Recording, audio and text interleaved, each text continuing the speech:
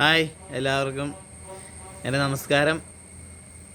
ഇന്ന് ഞാൻ ഇവിടെ പറയാൻ പോകുന്ന വിഷയം എന്താണെന്ന് വെച്ച് കഴിഞ്ഞാൽ, അതിന് മുമ്പേ ഞാൻ മരണത്തെക്കുറിച്ചൊരു വീഡിയോ ഇറക്കണം എന്നായിരുന്നു ഞാൻ തീരുമാനിച്ചിരുന്നത്.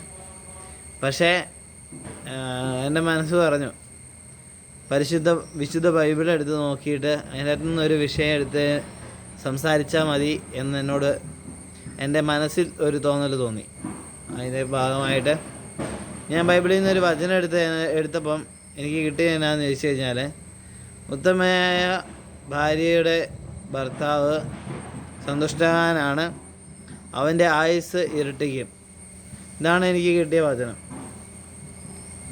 അപ്പം അത് സത്യമാണ്. ബൈബിളിൽ പറയുന്ന കാര്യങ്ങളെല്ലാം സത്യമാണെന്ന് നമുക്കറിയാം. ഉത്തമയായ ഭാര്യ എന്ന് വെച്ച് അത് നേരെ തിരിച്ചും അങ്ങനെ തന്നെയാണ്. ഉത്തമനായ ഭർത്താവ് ഉള്ള ഭാര്യ ഭാഗ്യവതിയാണ്. അവൾക്കും അവളുടെ ആയുസ്സും ഇരട്ടിക്കും, അതുപോലെ തന്നെ അവർക്ക് സന്തോഷം ഉണ്ടാവും.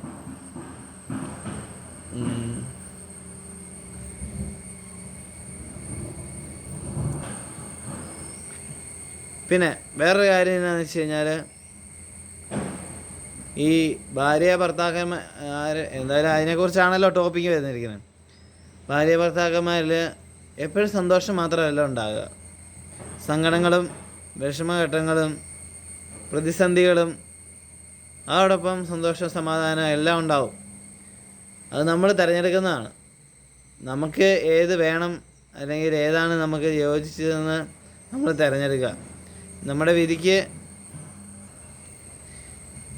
ഇടയ്ക്ക് ചെറിയൊരു ഷോർട്ട് കട്ട് കൊണ്ടുവരുന്നു തോന്നുന്നു. കാരണം എന്താ വെച്ച് കഴിഞ്ഞാൽ ഇടയ്ക്ക് മമ്മി വന്നു.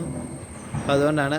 എന്തായാലും നമ്മുടെ ജീവിതം മാത്രമല്ല, നമ്മുടെ കൂടെ ജീവിക്കുന്നവരുടെയും സന്തോഷവും സമാധാനവും നമ്മുടെ കയ്യിലാണ് ഒരു പരിധി വരെ.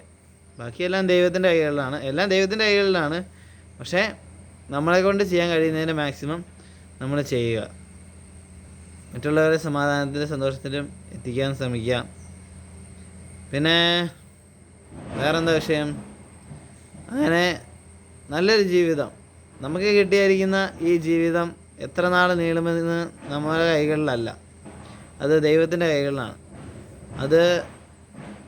അപ്പം നമുക്കിവിടെ കിട്ടിയിരിക്കുന്ന ഈ ഒരു കാലഘട്ടം നമ്മൾ സന്തോഷത്തോടെയും സമാധാനത്തോടെയും ജീവിക്കുക. മറ്റുള്ളവർക്ക് നന്മ ചെയ്ത് അവരെ സഹായിച്ച് ജീവിക്കുക. അങ്ങനെയൊക്കെ മുന്നോട്ട് പോട്ടെ എന്ന് ആശംസിക്കുന്നു. എല്ലാവർക്കും നല്ലൊരു ദിവസം നേരുന്നു. അപ്പം ശരി, ഇടയ്ക്ക് ഞാനിനി ഇറങ്ങുന്നതായിരിക്കും. ഞാൻ വീഡിയോ കുറച്ച് നാൾ നിർത്തിയതായിരുന്നു. എന്ത് ചെയ്യാനാ, ഒരു ചെറിയ ഷോർട്ട് കട്ടല്ല കേട്ടോ, ഒരു കുറച്ച് നാളത്തെ ഡിസ്റ്റൻസ് കീപ്പ് ചെയ്യണമെന്ന് എൻ്റെ മനസ്സ് പറഞ്ഞതിൻ്റെ പേരിലാണ് ഞാൻ ഇടാതിരുന്നത്. ഇനി അങ്ങോട്ട് എൻ്റെ വീഡിയോസ് ഇറങ്ങുന്നതായിരിക്കും. അപ്പോൾ എല്ലാവർക്കും നന്ദി, നമസ്കാരം. ശരി, താങ്ക്സ്.